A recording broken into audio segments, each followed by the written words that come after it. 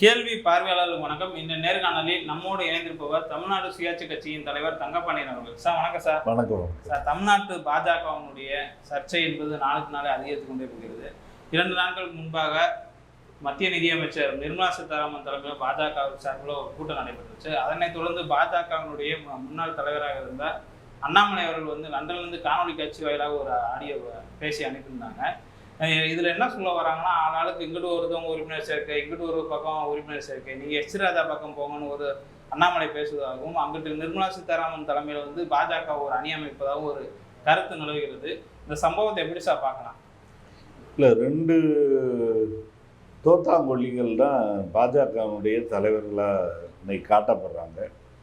ஒரு பக்கம் பார்த்தா ஒரு தோத்தாங்கொல்லி நம்ம நிர்மலா சீதாராமன். அந்த அம்மா எந்த எலெக்ஷன்லேயும் நின்னான தோக்குறது. அப்போ நிற்காமையே தோக்குற ஆள் தான் நிர்மலா சீதாராமன்.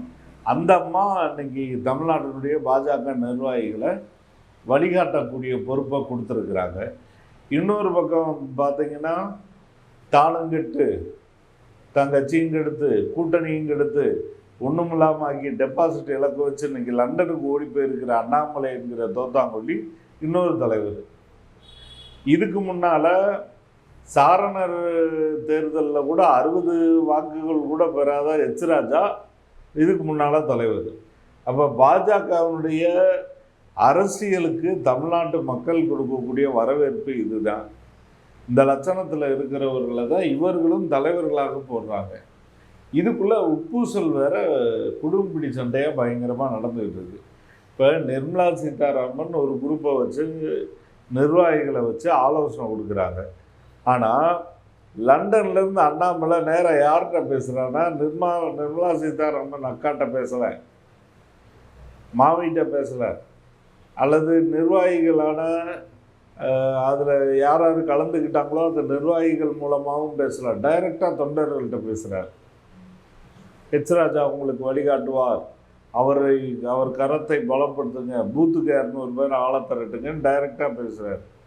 அப்போ இது என்ன நோக்கம் அப்படின்னா, நிர்மலா சீதாராமன் எனக்கு ஒரு ஆள் கிடையாது, அந்த கோஷ்டியில் எனக்கு ஒரு ஆள் கிடையாது, நான் டைரெக்டாக தொண்டர்கள்ட்ட பேசுவேன், எச் ராஜா எனக்கு வேண்டிய ஆள் அப்படின்ற மாதிரி அவர் தெளிவாக அந்த பிளவை காமிச்சிருக்கிறாரு.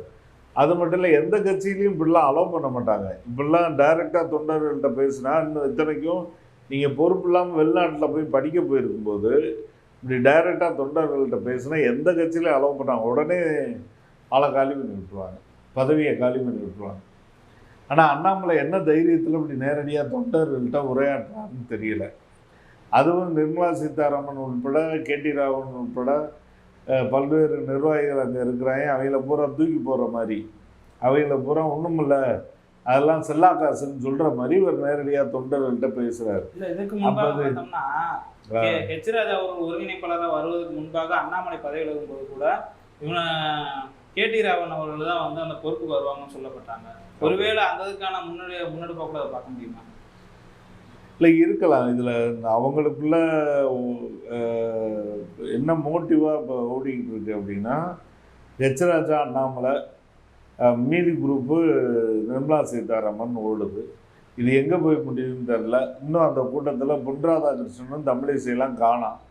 தமிழிசை காணா, நாராயணனை காணா, இப்படி ஆட்கள் எல்லாம் கூட நைனா நயேந்திரனை காணா. இதெல்லாம் இப்போ கலகலத்து போய் நிற்கிது அப்படின்றது தான் அது காட்டுது. அதனால் அது ஒரு தோற்றுப்போன கட்சி, தோற்கடிக்கப்பட்ட கட்சி, தோற்பதற்காகவே உருவான கட்சி அப்படின்னு பல டைட்டில் கொடுத்தாலும் பொருந்தக்கூடிய கட்சி. இப்போ இவர்களுக்கு இடையில் இந்த குடும்பிடி சண்டை வேற நடக்கிறன்றது இந்த கழுதை கரையேறதுக்கு வாய்ப்பே இல்லைன்றது ரொம்ப தெளிவாக காட்டுது. அப்போ பாரதிய ஜனதா கட்சின்ற ஒரு கட்சிக்கு எதிர்காலமே இல்லைன்றது இது தெளிவாக எதிர்காலம் இல்லை. நீங்கள் ஒரு கருத்து சொல்கிறீங்க, ஆனால் ஒரு பூத்துக்கு 200 உறுப்பினர்களை பாஜக சேர்க்கணும்னு அண்ணாமலை ஒரு கருத்து தெரிவிக்கிறாங்க. 1000 சொல்லுவேன், 1000 காத்துல சொல்லலாம், நடக்கணும்ல. அவர் இதோட எவ்வளவோ சொல்லியிருக்காரு. இந்த 2024 நான் தான் முதல்வர்னு சொல்லியிருக்காரு, எல்லாமே சொல்லியிருக்காருல. அப்போ காற்றுல 1000 பட்டம் விடலாம், பறக்கணும்ல பட்டம். அதுதான் விஷயம். பறக்கிற மாதிரி ஒரு பட்டமும் இல்லை, அதனால தான் இவரை நீ பட்டம் வாங்குன்னு சொல்லி இங்கிலாந்துக்கு வரட்டி அனுப்பிச்சிருக்கிறாங்க. அது உலகத்திலேயே எந்த கட்சியிலேயாவது ஒரு கட்சி தலைவரை நீ வெளிநாட்டுக்கு போய் என்னமாவது படி அப்படின்னு சொல்லி அனுப்பிச்சி விட்டாங்கன்னா அதை விட ஒரு தலைவனை இழிவுபடுத்துகிற ஒரு கேவலமான விஷயம் வேறு எதுவும் கிடையாது. ரைட்டா? என்ன படிக்க அனுப்புகிறீங்க? எந்த கட்சியில் இந்த நடைமுறை இருக்குது? எங்கேயாவது இப்படி ஒன்று பார்த்துருக்கீங்களா? இந்திய சுதந்திர போராட்ட காலகட்டத்தில் இருந்து அனைத்து கட்சி வரலாற்றில் இப்படி யாராவது ஒரு தலைவருக்கு இப்படி நடந்திருக்கா? ஒரு நிர்வாகிக்கு இப்படி நடக்க முடியுமா? ஒரு நிர்வாகியாக இருக்கான், மாவட்ட செயலாளர் இருக்கான், நீ போய் படிச்சுட்டு வா திரும்பி யூனிவர்சிட்டியிலன்னு சொன்னால் அவன் என்ன சொல்லுவான்? ஏற்றுக்கிற மாட்டான். என்னை பார்த்தா உனக்கு கிறுக்கணம் தெரியுதான்னு சொல்லுவான் இல்லையா? அப்போ நீங்கள் விரட்டி விடுறீங்கன்னு நல்லா தெரிஞ்சிருச்சு. அப்படி விரட்டி விடப்பட்ட ஆடு தான் நம்ம அண்ணாமலை. அப்போ அண்ணாமலையுடைய எதிர்காலத்தையும் முடிச்சுட்டாங்க ஏறக்குறைய. அதனால இந்த ஜோசியம் பலிக்காது. அதான் இதனை தொடர்ந்து இன்னொரு கருத்து பெரிய அளவில் பேசப்படுது. பாஜக தமிழ்நாட்டில் வலுவாக இருக்கிறது அப்படின்னு ஒரு கருத்து சொல்றாங்க. இல்லை, பாஜக வலுவாக இல்லை. பாஜகவினுடைய சில கருத்துக்கள் மக்களை போய் சென்றடையுது. அதற்கு காரணம் என்ன அப்படின்னா, இவர்கள் ஒரு திருட்டுத்தனம் பண்ணிக்கிட்டே இருக்கிறாங்க. என்ன அப்படின்னா, இவர்களுடைய நோக்கம் குறுக்கு வழியில் பணத்தை, அதிகாரத்தை கொள்ளையிடுவது இவருடைய திட்டம். ஆனால் அதற்கு இவங்க வச்சிருக்க ரூபம் பார்த்தீங்கன்னா இந்து மதம், ஆன்மீகம் அப்படின்னு சொல்லிட்டு அரியா மக்களை ஏமாத்துறாங்க. இப்போ நீங்கள் லட்டு பிரச்சனையில் பார்த்தீங்கன்னா அவருடைய திட்டமே என்ன அப்படின்னா, 5 வருஷமாக லட்டு இப்படி தான் ஆச்சு, 5 வருஷமாக லட்டு இப்படி ஆயிடுச்சுன்னு ஜெகன்மோகன் ரெட்டி அரசு மேலே புகாராக்கி, ஜெகன்மோகன் ரெட்டி கிறிஸ்தவர். அவர் எந்த மதத்தை சேர்ந்தவரான்னா ஆந்திரா மக்கள் 5 வருஷம் அவரை முதல்வராக்கி அழகு பார்த்தான். அப்போ ஜெகன்மோகன் ரெட்டியை மத ரீதியாக காலி செய்கிறதுக்காக 5 வருஷமாக லட்டு இப்படி தான் வந்துச்சு, நெய் இப்படி வந்துச்சுன்னு ஜெகன்மோகன் ரெட்டி மேலே பழிய போடுறது. இதன் மூலமாக நேற்று ஜெகன்மோகன் ரெட்டி வீட்டை போய் பாஜக ஆர்எஸ்எஸ் கும்பல் தாக்கியிருக்கு. அப்போ அவருடைய திட்டம், அஜெண்டா என்னவா இருக்குது அப்படின்னா, மத ரீதியாக மக்களை ஏமாற்றி வாக்குகளை பெறுவது. இதுக்கு அரியா மக்கள், படிப்பறிவில்லாத மக்கள், மூட நம்பிக்கை உள்ள மக்கள் பலியாகிறாங்க. சரிங்களா? மற்றபடி இது ஓட்டாக மாறுமா அப்படின்னா படித்த இளைஞர்கிட்ட வாய்ப்பே இல்லை. அறியாமத மக்கள், பெண்கள் இருக்காங்க இல்லையா, அவங்கள்ட்ட கொஞ்சம் ஒர்க் அவுட் ஆக வாய்ப்பு இருக்குது. ஆனால் இன்னைக்கு இருக்கிற சமூக ஊடகம், பல்வேறு வகையான ஊடகத்தின் மூலமாக அந்த மக்களுமே உண்மையில் தெரிய ஆரம்பிச்சுக்கிட்டாங்க. உண்மை தெரிய வந்தால் இப்போ தமிழ்நாடு ஆண் பெண் அத்தனை பேரும் கிராமம் வரைக்கும் மக்கள் விழிப்புண்டு இருக்கிறனால தான் தாமரை எதுலேயுமே மலராது திரும்ப திரும்ப மூஞ்சில் அடிச்சு சொல்கிறாங்க.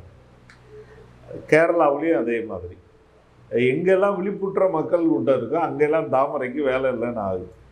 அப்போ இவர்கள் என்ன பண்ணுறாங்கன்னா, பாரதிய ஜனதா கட்சியை வளர்ப்பதற்கு இந்து மதத்தையும் ஆன்மீகத்தையும் ஒரு மோசடி கருவியாக பயன்படுத்துகிறாங்க. மோசடியான முறையில் கருவியாக பயன்படுத்துகிறாங்க. அப்போ அதை அந்த மக்கள் விழிப்போடு இருந்து கவனிச்சுக்கணும். உதாரணத்துக்கு மீனாட்சி அம்மன் கோயிலில் உங்களுக்கும் சொந்தம், எனக்கும் சொந்தம்.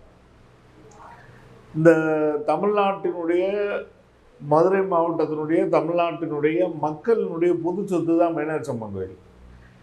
இதை எது உறுதி செய்யுது? நாம் ஓட்டு போட்டு தேர்ந்தெடுத்த அரசாங்கத்தால் ஒரு கோவில் நிர்வாகத்துறை ஒன்று உருவாக்கப்பட்டு, அதுதான் இந்து சமய அறநிலையத்துறைன்னு சொல்கிறோம். அப்படி ஒரு நிர்வாகத்துறை நம்ம சார்பாக உருவாக்கப்பட்டு மீனாட்சி அம்மன் கோயிலில் நிர்வாகம் பண்ணுறாங்க. ஆனால் இவன் என்ன சொல்கிறான்னா, கோயிலில் அரசாங்கத்துக்கு என்ன வேலை, கோயிலில் நாத்திக அரசாங்கத்துக்கு என்ன வேலை? நாத்திக அரசாங்கம்னு நீ எப்படி சொல்கிற? யாரையாவது கோயிலில் கும்பிடக்கூடாதுன்னு அரசாங்க சார்பாக அறிக்கை விட்டாங்களா? அறநிலையத்துறை சார்பாக யாரும் சாமி கும்பிடாங்கன்னு சொல்கிறாங்களா? அப்போ அந்த வேலையை செய்யலை. அப்போ இப்படி ஆனால் பொய் குற்றச்சாட்டம் இப்படி கிளப்பி விட்டுக்கிட்டே இருக்குது. இது அரியா மக்கள்கிட்ட கொஞ்சம் வேலை செய்யும்.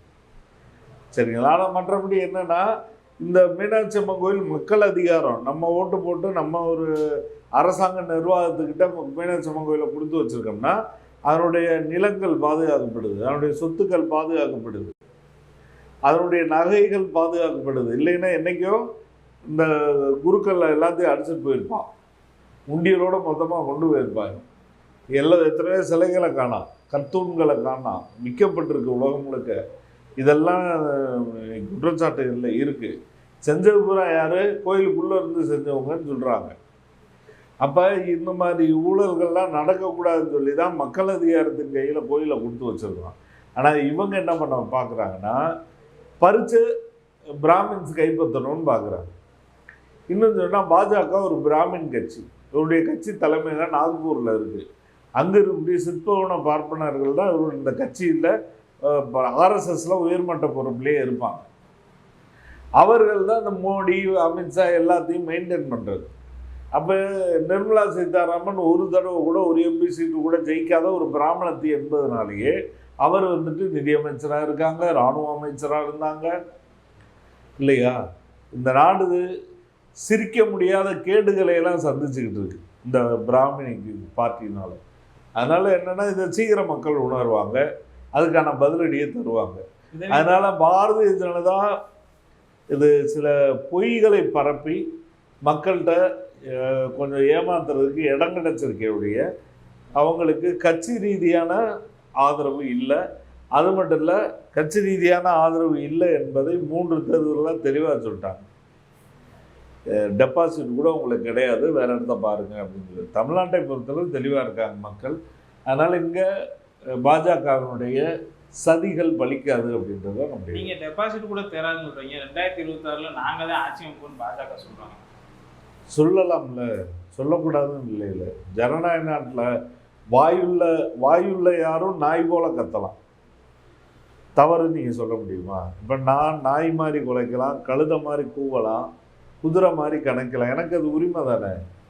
அப்போ அதை நீங்கள் அவர் அப்படி கத்தினார் இப்படி கத்தினார்னு கத்தக்கூடாதுன்னு சொல்ல முடியாது இல்லையா? இறுதியாக வந்து இந்த அண்ணாமலை அவர்களுடைய இந்த வீடியோ காணொலி, நிர்மலா சீதாராமன் அவர்களுடைய இந்த கட்சியினர் சந்திப்பு, இதெல்லாம் நம்ம எப்படி பார்க்கலாம்? இல்லை, இது இந்தியாவிலேயே எந்த கட்சியிலும் நடக்காத காமெடி ஜோக்கெல்லாம் பாரதிய ஜனதாவில் தான் நடக்குது. அதான் ஒரு மாநில தலைவரை தூக்கி போய் டிகிரி படிச்சுட்டான்னு அனுப்பிச்சி விட்றாங்க. இது எந்த நாட்டில் உலகத்தில் எந்த கட்சியிலும் நடந்தது கிடையாது. ஒரு அமைச்சராக இருக்கக்கூடியவர், அது வரைக்கும் எந்த பொறுப்புலையும் இல்லாதவர், திடீர்னு வந்து எல்லா நிர்வாகியும் கூட்டி கட்சி வளர்ப்பு பற்றி பேசுகிறாங்க. அந்த மாநில தலைவர் பொறுப்பு இன்சார்ஜ் தலைவர்னு போட்டால் ஹெச் ராஜா இல்லாமல் அந்த கூட்டம் நடக்குது ஒரு பக்கம், ரைட்டா? இதுக்கு பார்த்தீங்கன்னா படிக்க போனவர் திடீர்னு நேரடியாக தொண்டர்களுக்கு அறிக்கை வர்றாரு. வேறு கட்சியில்னா நேரம் சீட்டை கிழிச்சிருப்பாங்க. இதெல்லாம் எந்த முறை, இவங்க என்ன கட்சி விதிமுறையை ஃபாலோ பண்ணுறாங்க, இவர்களுக்கு எந்த விதிமுறை அவர்களை வழி நடத்துது, எதுவுமே இல்லை. ஒரு கட்சி ஒழுக்கமே இல்லாதவர்களாக அவர்கள் இருக்கிறார்கள் அப்படின்றத அது வெளிப்படையாக காட்டுறாங்க. நாளுக்கு நாள் பாஜகவானது தொடர் சர்ச்சைகள் மூலமாக உட்கட்சி பூசல் இருந்ததாக காணப்படுகிறது. பொறுத்திருந்து பார்ப்போம் பாஜக அடுத்த கட்ட நடவடிக்கை எப்படி இருக்குன்றது. நன்றி சார். நன்றி.